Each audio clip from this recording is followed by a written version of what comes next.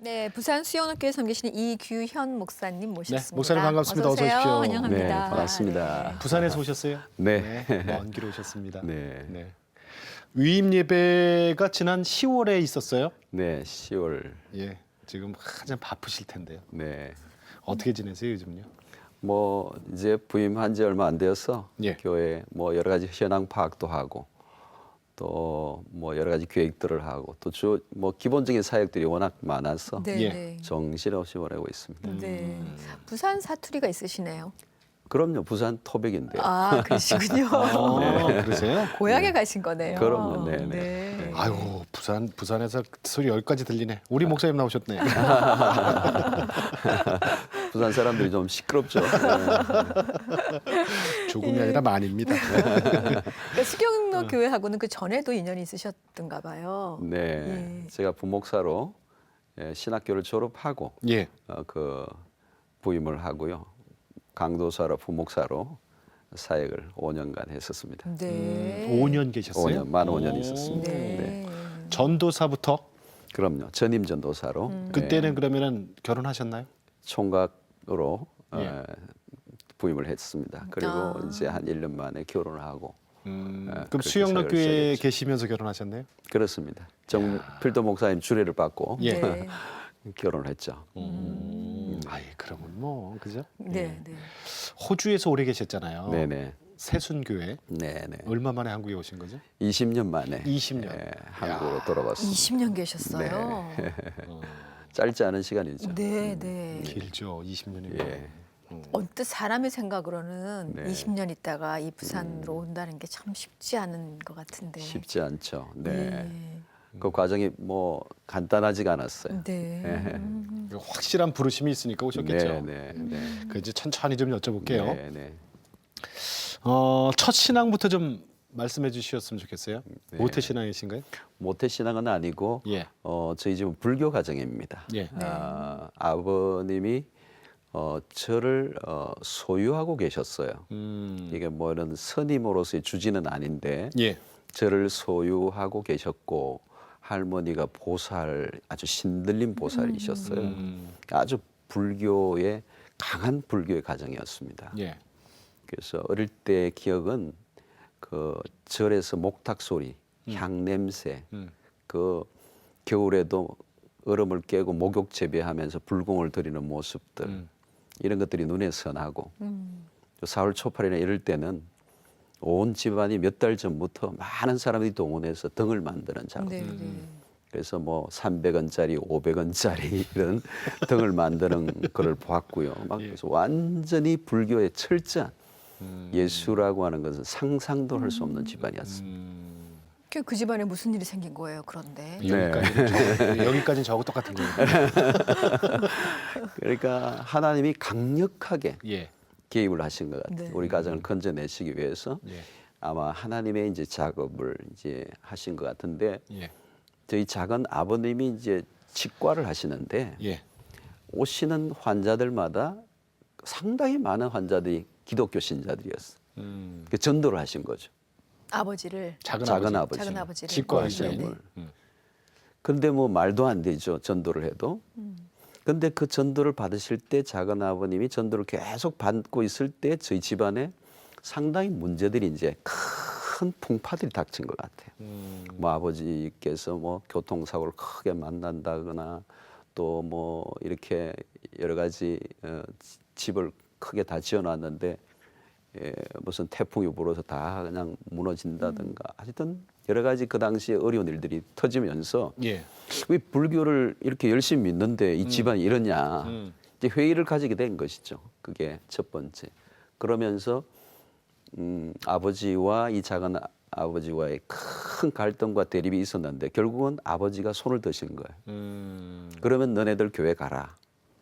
근데 뭐 그 승복을 하기까지는 어마어마한 이제 하나님의 이제 코너로 모셨던 일들이 있었던 거죠. 그러니까 아버님 본인은 못 가셔도 못 가시고 그러니까 그러나 가족들은 다 허락하고. 나가게 하신 거죠. 그건 뭐 그 혁명이죠.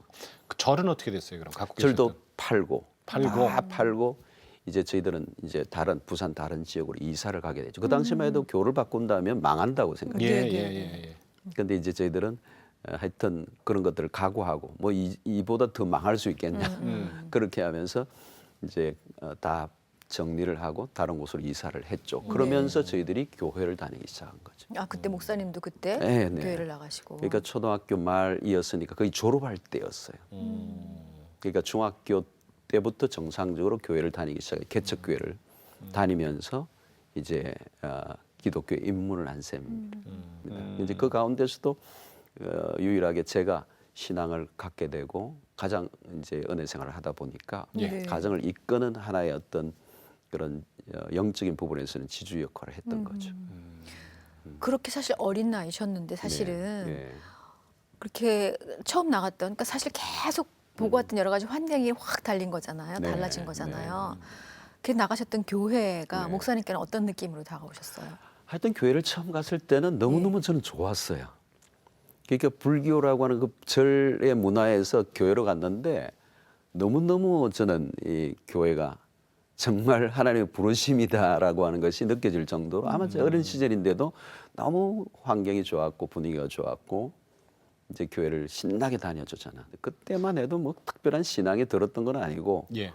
그냥 재미있어서 다녔던 것 같아요. 그러다가 고등학교로 들어가면서 철이 들고 그러면서 말씀이 들어오고 그러면서 예수를 믿는 결정적인 만남의 사건들도 일어나게 되고 그래서 그 사건을 좀 얘기해 주세요. 네. 예. 어떤 그래서 일이 이제 고등학교쯤에 다녔던 교회 목사님도 미션 스쿨의 교목이셨어요. 예. 이 청년들 학생들에 대해서 참 메시지가 강한 네. 그런 분입니다.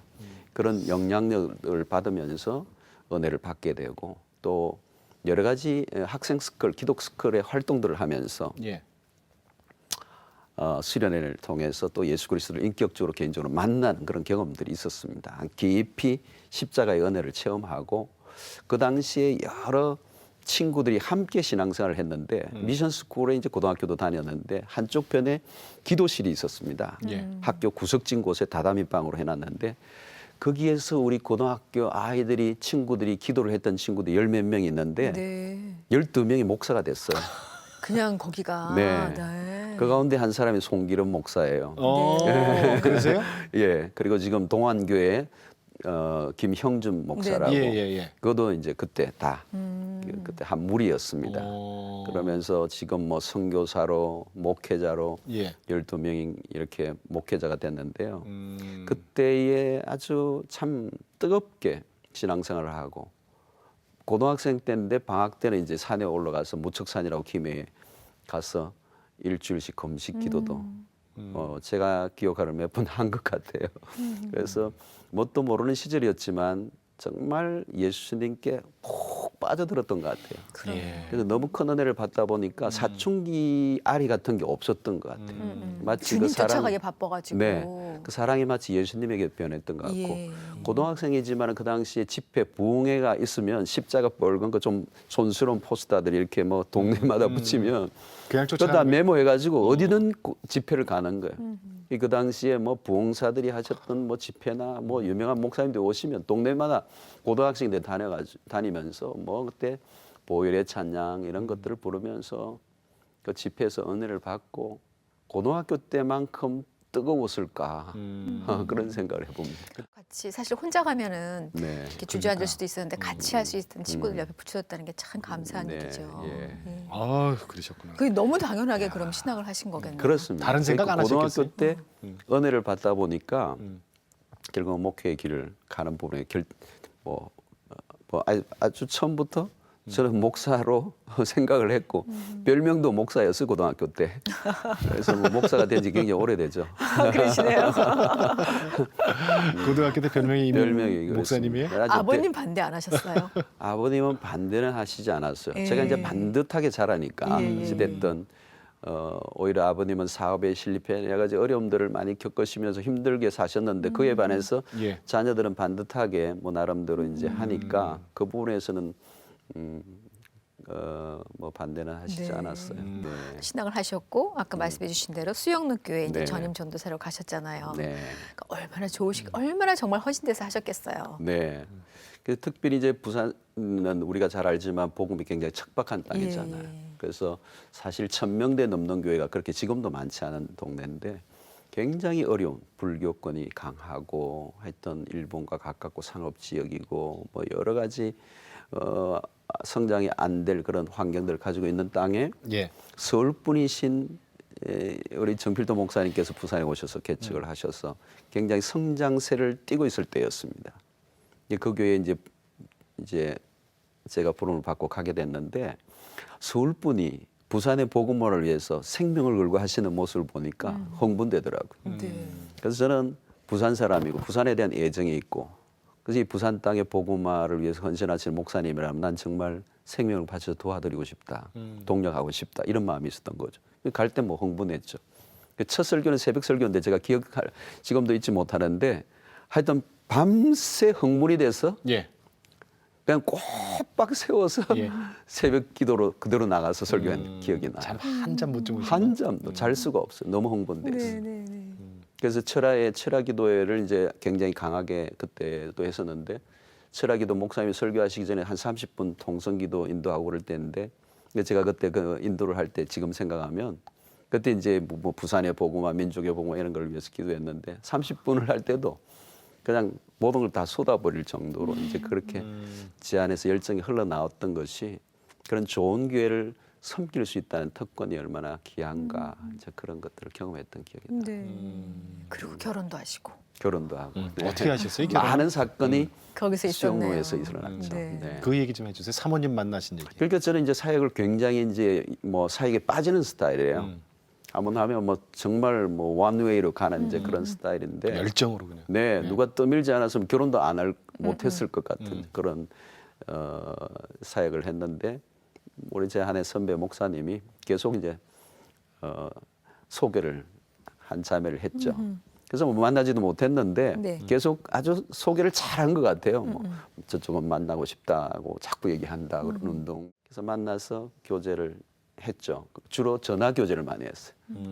그래서 하나님의 은혜로 같이 만나면서 또 비전을 나누고 그러면서 결혼을 하게 됐죠. 예. 네. 혹시 그런 건 없었나요?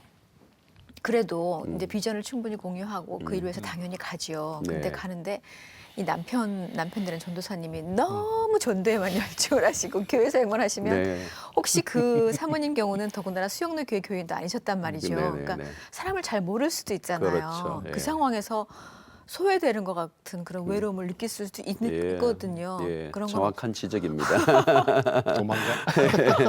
그러니까 저는 이제 사역에 아주 집중하는 스타일이고 예. 뭐 수영노기가 워낙 또 일이 많았고 열심히 이제 하다 보니까 결혼을 하고 신혼인데 예. 저는 뭐 아침 새벽부터 밤늦게까지 저녁마다도 성경 공부 그룹들이 있었으니까 예. 일주일에 최고 많이 할 때는 7그룹까지 이제 인도하고 신방까지 했으니까 예. 그리고 나중에는 뭐 행정까지 맡아서 하니까 너무 이제 일이 많았죠. 또 뭐 밥도 다 바깥에서 먹고 그러니까 이제 어느 날 보니까 자는데 옆에서 울고 있는 거예요. 그 왜 우느냐고 외로웠던 거죠. 뭐 신혼에 뭐 밥을 한번 해서 같이 먹을 기회도 많지 않고 뭐 거의 바깥에서 이제 사역에 빠져 있으니까 아는 사람도 없고. 그러니까 또 이 경상도 남자들이 재미가 없는 것들이 네. 있거든요. 그러니까 여성의 어떤 필요를 섬세함도 잘 예, 모르시니까. 그렇게 좀 알아주는 그런 것들이 없이 내가 주의 일을 하는데 당신은 당연히 도와야 되지 않느냐 그런 거 이해해야지 이런 쪽으로 갔던 거죠. 아주 그때는 멋없는 남자였죠. 그러면서 울고 지금은요? 있더라고. 지금은 노력을 굉장히 많이 하는 편입니다. 그러나 지금도 여전히 사역에 많이 집중하는 스타일이고 예. 그러다 보니까 뭐 교회 사무실에서 일을 하다 보면은 예. 집을 잊어버리죠. 그 전화가 오면 아 내가 결혼했구나 그러고 돌아가죠. 호주에서 20년을 계셨으면 거기서 조금 그래도 좀 이렇게 네. 바뀌었을 텐데 그죠? 조금 애를 섰죠. 호주에서는 아무래도 웨스턴 스타일이니까 이제 그런 문화가 좀 있습니다. 근데 근데 호주는 왜 가신 거예요, 진짜? 이제 5년 사역을 하는데 한 4년 좀 전에 예. 4년 정도 사역을 하고 예. 하나님께 기도하는 가운데 굉장히 좋은 환경이었어요. 음. 뭐 교회에서 인정도 받고 목사님 사랑도 받고 뭐 사역 수영교회에서. 예, 예. 사역도 재밌고 뭐 마음껏 할 수 있는 목사님이 또 마음껏 할 수 있는 과정이 교회였으니까 너무 행복하고 교인들 사랑받고 너무 좋은 환경. 그래서 너무 좋은 환경이 저에게 굉장히 어느 날 기도하는데 어떤 말씀하심이 있더라고요.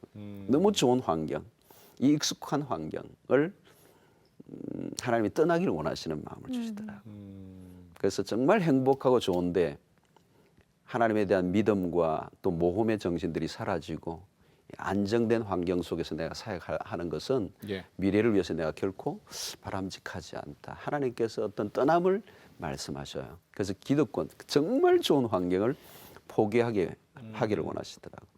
그래서 한 1년 정도 그 부분에서 계속 기도하는데 결국은 결론을 내리게 되고 이제 호주로 유학차 가게 됐죠.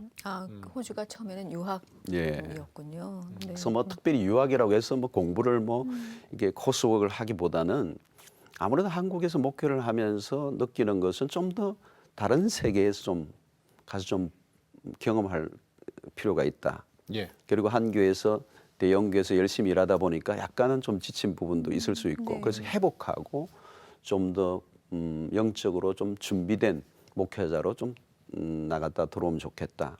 그래서 뭐 서구에 또 기독교의 문화들이 있으니까 그런 또 원서들이나 또 그런 영어권에서의 경험들을 통해서 좀 더 목회의 폭을 넓히고 돌아와서 다시 한국에서 시작한다. 그래서 한 3년, 짧으면 2년, 길면 3년 목표로 갔었죠. 예. 네. 개척이 목적이 아니었고. 전혀. 네. 그러다가 네. 근데 개척을 하셨어요? 호주 이제 가셔서? 가서 호주에 갔는데 여러 곳에서 개척 제의가 왔어요. 그래서 많은 분들이 이제 개척 제의 하는데 다 거절했죠. 다 거절하고 나는 여기에 개척하러 온 게 아니다. 또 하나님이 여기 부르심이 나는 전혀 없으니까 할 마음이 없었어요. 그런데 한 분이 계속 오셔서 어느 날 한번 예배만 드려달라고 그래요. 예배 드리는 것은 그분들이 외로우니까 어느 교회 정착은 못하고 호주 교회 다니시면서 외로워서 그래서 한번 예배를 드려주면 좋겠다. 그래서 가서 한번 예배를 드렸는데 목사님 다음 주에 한 번만 더 오시면 좋겠습니다. 예. 한 번 더 갔어요. 목사님 그때는 밤에 갔는데 세 번째 주일은 낮에 좀 한 번만 더 해주시면 좋겠다. 갔더니 예. 몇 가정을 더 모아놨어요. 네. 거실에서. 네. 그래서 그때는 한 100가정 정도, 처음에는 2가정 모였는데 한 100가정이 와서 아이들하고 하니까 한 20여 명 된 거예요. 예. 그 예배 인도를 그 장로님이 하시면서 우리 목사님 계속 나오시도록 합시다. 그럼 박수를 칩시다. 이러더라고요. 그래서 나는 그냥 얼떨결에 네. 그러면 이분들이 개척을 할 마음이 있으니까 어느 정도 사람이 모이게 해주면 예. 목사님을 초청하기도 좋지 않겠느냐. 그럼 내 그때까지 도와주겠습니다. 이 마음이 있었어요. 그러면서 계속해서 저는 그 말을 전달했죠. 목사님을 찾았어요. 제가 끝까지만 도와드리겠습니다. 나는 절대 아닙니다. 예. 그 선을 긋고 했죠. 근데 문제는 사람이 자꾸 모이기 시작하는 거예요. 자꾸 모이는 거. 걱정이 되는데 한 서너 날 되니까 거실이 꽤 큰 집인데 꽉 차버리고 더 이상 집에서 모이기는 어려워진 거예요. 고민이 되죠. 그런데 이제 제가 호주 교회를 다녔는데 호주 교회에 있는 교인에게 친하게 지낸 호주 젊은 부부가 있는데 우리 사정을 얘기했더니 그러면 자기 호주 교회에 건물 하나 안 쓰는 게 있는데 예. 빌려주겠다는 거예요. 그러니까 이제 공적인 건물로 나오면서 설립 예배를 드리게 된 거예요. 예. 네. 그래도 설립 예배만 드려도 일단 나는 아니니까 사람들 찾으라고. 그때도 아니에요. 그죠? 공적으로 사적으로 계속 얘기했어요. 저는 정말 부르심을 제가 하나님 앞에 못 받았기 때문에 아닙니다. 그러니까 이제 교인들은 굉장히 마음이 좀 급했던 것 같아요. 나를 좀 붙잡아야 되지 않겠나. 그런 면에서 많은 일들이 있었는데 근데 설립 예배드리고 몇 주간 되는데 계속 사람들은 모이고 어느 날 수요 기도회를 마치고 기도하는데 하나님의 부르심이 온 거예요. 너가 필요하다는 거예요. 네. 예. 그 가슴이 턱 내리는 거. 저는 한국 가야 된다고. 목사님, 내 한국에 하나님 나는 정말 한국에 비전이 있습니다. 여기 준비하고 가려고 하면 난 이민교회 모르고 저는 여기 잠시는 모르지만 난 안 됩니다. 네. 근데 하나님 강력한 콜링이 있었어요. 그래서 막 통곡한 날이 기억이 나요. 막 눈물이 그렇게 나오더라고요. 하나님 내가 여기 있어야 됩니까? 있어야 된대요. 순종하겠습니다. 그래서 나는 순종하는 말은 했지만 내 정서적으로는 아닌데요, 하나님. 그러나 순종을 했고 결국 하나님의 사역자들은 자기가 사는 땅을 자기가 스스로 정할 수 있는 사람들이 아니기 때문에 예. 그날 순종했습니다. 그리고 이제 세월이 그러면서 교인들이 많이 모이게 되고 교회 개척 11개월 만에 예. 비자 때문에 한국에 나오게 됐습니다. 그러면서 20개월이 그 비자 작업이 여러 가지 복잡하게 꼬이면서 한국에서 20개월을 머물게 됩니다.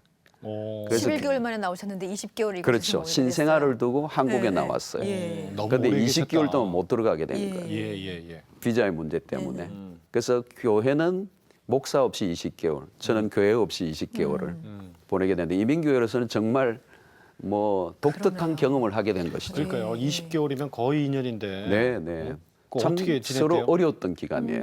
근데 가장 가까운 교회 목사님이 당신이 다른 외국 교회를 빌려서 쓰기 때문에 이제 오전에 와서 우리 교회 예배들을 인도해 주시고 당신 교회 가서 예배를 인도하시는 네. 목사님이 계셨고 그 길어질 때 교회 지도자와 전화 통화는 딱 그거예요.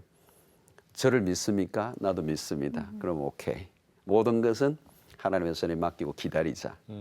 그러면서 기다린 것이죠. 저도 여기에서 뭐 유혹이 있었지만 그대로 기다리는 네, 거고 네. 교회도 그대로 나를 신뢰해주고. 그분들도 나- 참 귀하시네요. 네. 그러니까. 저도 호주에도 한 명이 남아도 난 돌아가겠습니다. 이제 하나님의 부르심에 순종하겠습니다. 이제 이렇게 해서 초창기부터 교회는 목회자와 교인과의 전적인 신뢰 관계가 있었던 거죠. 그리고 20개월 만에 돌아가셨더니 돌아가니까 마치 이렇게 기름에 불을 붙인 것 같아요. 네. 예. 기다렸으니까. 네. 저도 둘 다. 뭐 20개월 기다리는 예, 동안에 예. 교회론이나 목회에 대해서 또 조금 더 한 발 물러서서 그렇죠. 준비하고 뭐 레디 하고 있었던 거죠. 뭐 공부도 야구 하시고. 방망이에 그 대타가 그냥 감독이 안 내보내면 그냥 가깝게 있다가 내보내면 막 치고 싶을 정도로 이제 그렇게 열망하고 교인들도 사모함이 있었고 또 20개월 동안 한 교회가 목사 없이도 존속하고 있다라고 하는 것 자체가 네. 시드니 한인교회에 굉장히 큰 이슈였어요. 예. 돌아가자마자 뭐 참 하나님이 큰 은혜를 주셨어요. 그 다음에는 그러면 어떤 일이 일어났어요? 새손교회에서. 들어간 이후에 이제 급박한 이제 부흥이 찾아온 것이죠. 하나님이 막 그냥 메추라기를 보내듯이 바람이 부은 거예요. 예. 그래서 굉장히 뭐 어떤 한계 없이 그냥 쭉 성장하게 되고 저는 처음부터 교인들 훈련시키고 교회를 건강하게 그러면 재미있게 행복하게 20년 동안 하나님의 역사 속에서 진행을 해왔죠. 그래서 뭐 어마어마한 역사들이 많이 일어났었어요. 큰 건물들도 땅도 소유하게 되고 또 교회 건물들을 이제 짓는려고 하는 과정에 이제 있고. 그렇게 잘하셨네. 그렇게 20년이 그냥 20년이 아니라 네. 기다렸던 그 20개월의 시간을 곱한 20년이잖아요. 그러니까. 예. 그런 20년이 있었는데 네. 근데 한국으로 오게 되셨어요. 네. 그때도 그런 상황에서도 순종했기 때문에 그 자리에 가셨었는데 네. 하나님께서 또 어떻게 부르셨길래 이게 한국을 네. 저 오히려 정말 쉽지 않았을 것 같거든요. 우리 저 그러니까요. 사람 생각으로는 네. 이거는 좀 정말 정말 어려운 결단하셨겠다는 네, 생각이 네, 들어요. 네. 그러니까 한 3년 전에 이제 우리 목회자 세미나 때 우리 정필도 목사님 한번 강사로 오셔서 예. 저에게 주일날 설교를 하신 적이 있어요. 설교를 하시기 전에 이기훈 목사가 수영노교의 후임자 1순위다 지금. 그러니까 여러분들 뺏길지 모르니까 조심해라. 뭐 농담 삼아 그렇게 말씀하셨지만 예. 우리 교인들은 그 말을 해도 전혀 믿지 않았죠. 예. 세성교인들이 뭐 우리 목사님이 갈 리도 없고 이게 우리 세종교인들이 굉장히 프라이드가 있거든요. 우리 예. 교회에 대한. 그러니까 이것을 결단하는 것은 굉장히 어려웠죠. 그래서 수용로로부터 청빙위원회가 이제 연락을 하고 만장일치로 저에 대해서 교회가 그래서 뭐 다른 대안이 없고 하여튼 와주기를 바라는 그런 얘기들을 했을 때 예. 뭐 저는 아주 그냥 심각했죠. 일단 기도해보자고. 그래서 기도를 시작했습니다. 기도를 시작했는데 의외로 기도를 하는데 제 생각에서는 이 부분에 대해 난감했었는데 기도를 하는데 의외로 하나님께서 답을 빨리 주셨어요. 그 중에 하나가 이 결정하는데 가장 중요한 것은 뭐냐면 예. 새순교회의 미래였어요. 내가 이 교회의 미래에 대한 분명한 확신을 하나님이 주시지 않으면 저는 떠날 수 없다. 의외로 하나님께서 주신 말씀은 너가 떠나는 게 이 교회에 더 유익이다는 말씀을 주시는 거예요. 이야, 이거 정말 저도 기대하지 않았던. 아니 하나님이 이러지 마세요. 네, 저는 제가 있어야 된다고 예. 생각했고 세수는 이기현 목사로 생각할 수밖에 없는 교인도 저도 그렇게 생각했는데 섭섭하셨겠네요. 의외로 하나님은 너가 떠나는 게 유익이다. 떠나나요? 예, 그 얘기를 하시고 그런 말씀 가운데 주신 것이 뭐냐면 결국은 이민교회는 예. 1세대의 문제가 아니라 2세대를 어떻게 영어권 세대를 세워서 열방의 글로벌 리더로 세울 것인가라고 하는 것이 디아스포라 교회에 가지고 있는 가장 키가 되는 이 부분에 대해서는 저는 한계가 있는 패러다임이 바뀌고 모든 게 변화가 일어나려고 하면 사람을 바꿔야 된다. 예. 건물이 중요하지 않다. 즉 건물을 지금 수천만 불짜리 프로젝트가 진행되고 있는데 그것 이상으로 중요한 건 사람이 준비해야 되고 그 사람의 준비는 지금이다. 그러면서 결국은 새순교회를 돌아보니까 사람들 성도들은 하나님을 신뢰하기보다 사람인 목사를 신뢰하고 있는 거예요. 그렇지. 그래서 너무 세이프 존이라고 그러죠. 편안한 환경 속에서 목회자에 기대어져서 이렇게 안정되게 신앙생활하는 것은 어떤 면에서 좋은 부분은 있지만 그러다 보니까 결국은 신앙이 어떤 면에서 사람 중심이 되어 있다. 예. 자, 그런 부분에 대한 하나님을 좀 바라보고 공동체가 좀 더 야성을 가진 그러면서 다음 세대를 일으키는 좋은 지도자를 세우는 right time이 지금이다. 자, 그런 말씀들에 대해서 주시고 그러다가 네. 그러다가 이제 결국은 네. 하여간 초빙이 예. 들어왔고 예. 네. 그때 네. 제일 섭섭하고 또 쇼킹했던 분들은 아무래도 새순교회 분들이었을 거란 말이에요. 예. 그거 어떻게 이겨내셨어요? 네. 그러니까 첫 번째 이 사실이 밝혀지면서 아주 그냥 뭐 난리 났네. 야단이 났었죠. 야단. 아주 그냥 그날 저녁부로 뭐 그냥 온 시드니에 안 믿는 사람들까지 다 퍼졌죠. 완전히 뭐 이슈였죠. 심한 얘기도 나와요? 예, 뭐 버리고 간다더라. 뭐 대단했죠 분위기가. 뭐 여러 가지 복잡한 감정들이 터졌어요. 그러나 이제 워낙 이제 성숙한 교회고 성도들이 빨리 안정되게 하셨는데 그 안에 하나님의 역사가 있었어요.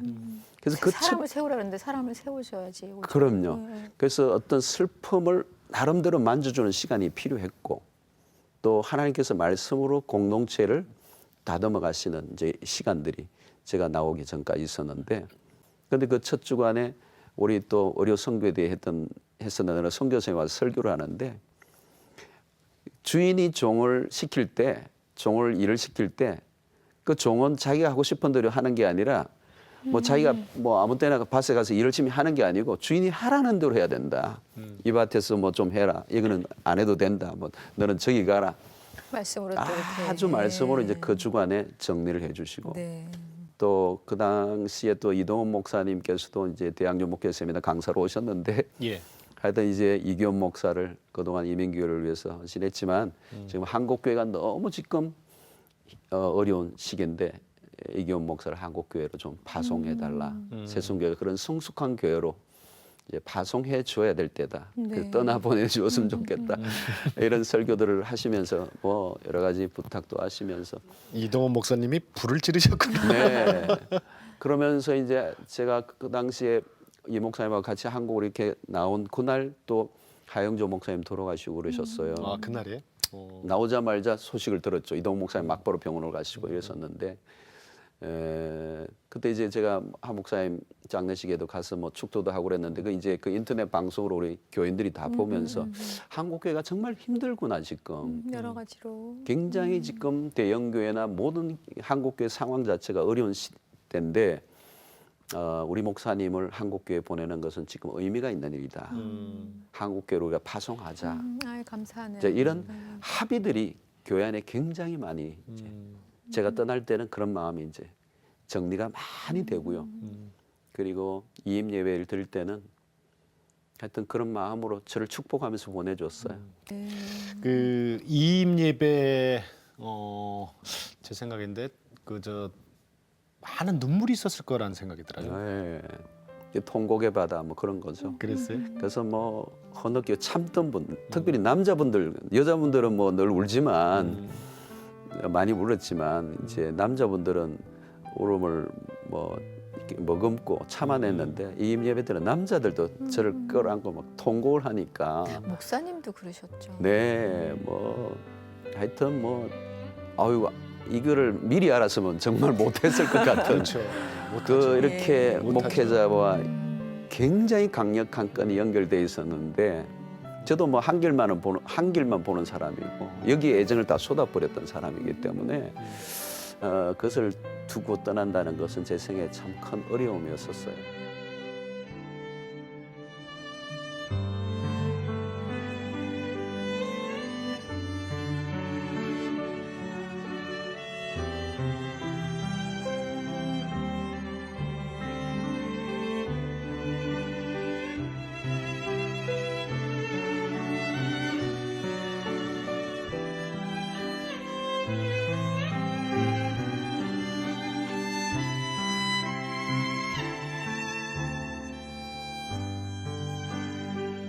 그 기도하셨던 네. 그러니까 그 기도하실 때 하나님께서 주셨던 지금은 이제 사람을 세울 때다. 그 다음 2세대들을 위해서 네. 그러셨잖아요. 네. 그런 분을 또 하나님께서 네. 보내주셨나요? 아직 지금 이제 선별 작업을 하고 예. 있습니다. 아직이에요? 예, 네. 아직. 예. 그동안 이제 한 40일, 여일 동안 교회가 기도하는 시간을 그냥 가졌어요. 뭐 그냥 뭐 빨리 하기보다는 그렇죠. 또 하나님 앞에 좀 묻고 그러나 미래를 위해서 또 새선교회 미래를 위해서도 그렇고 미력하지만 한 교회 대형 교회 한국 교회 목회자로서 담임 목사로의 부임의 의미를 넘어서서 한국 교회를 위해서 뭔가 뭔지 아직 뭐 확 잡히는 건 없어요. 그러나 지금 한국 교회 사정을 우리가 잘 알기 때문에 예.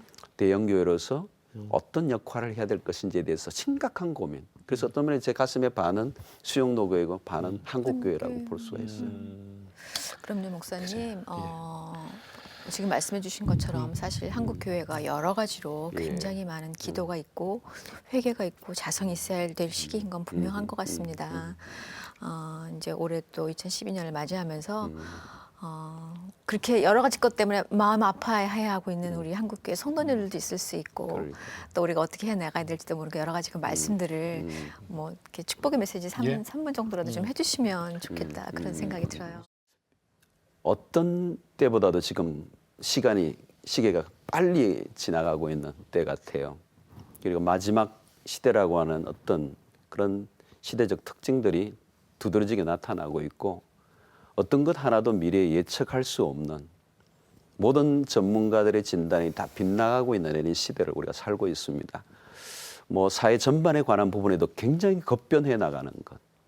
또 우리 교계적으로도 정말 기도의 제목들이 많고 우리가 걱정하는 바들이 많이 있는 이런 때입니다. 이런 때에 우리가 어떻게 할 것인지 우리의 모든 이 시대적 상황을 바라보면서 우리가 고민하고 각자가 나름대로 어떤 대안들을 얘기하지만 결국 오늘 이 시대에 우리에게 가장 필요한 것은 하나님의 음성에 귀를 기울여야 될 때가 아닌가.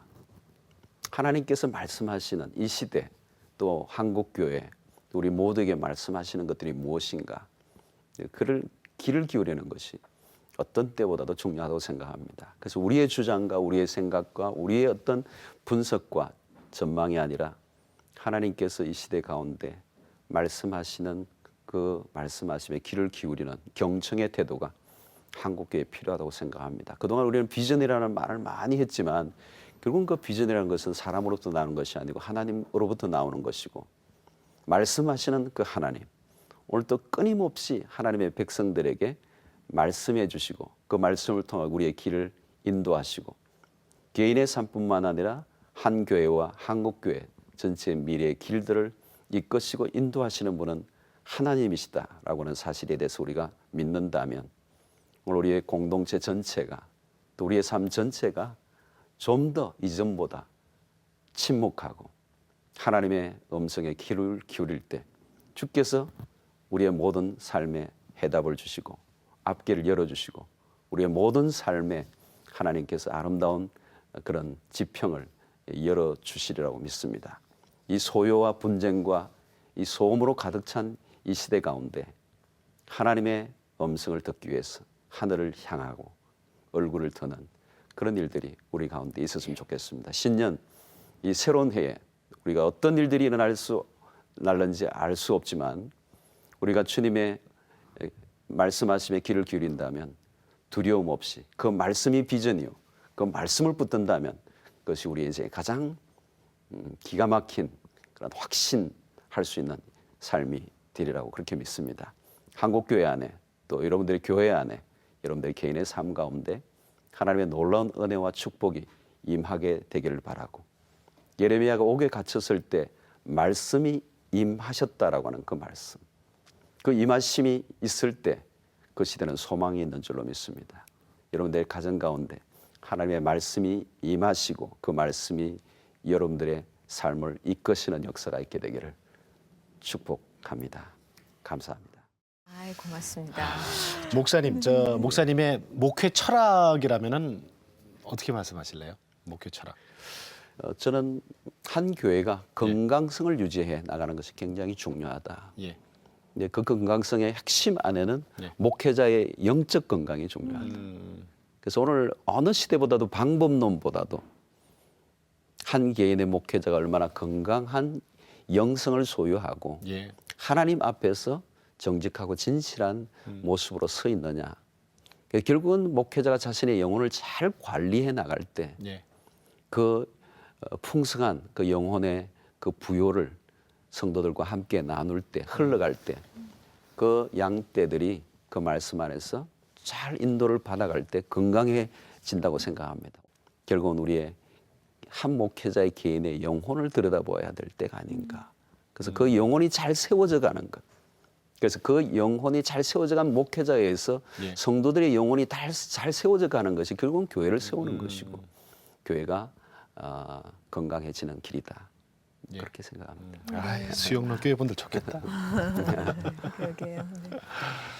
네. 영혼이 잘됨 같이 범사에 잘 되길 원한다는 거거든요. 네. 맞아요. 예. 자, 이제 마지막으로 기도 제목 나누는 시간을 갖겠습니다, 목사님. 네.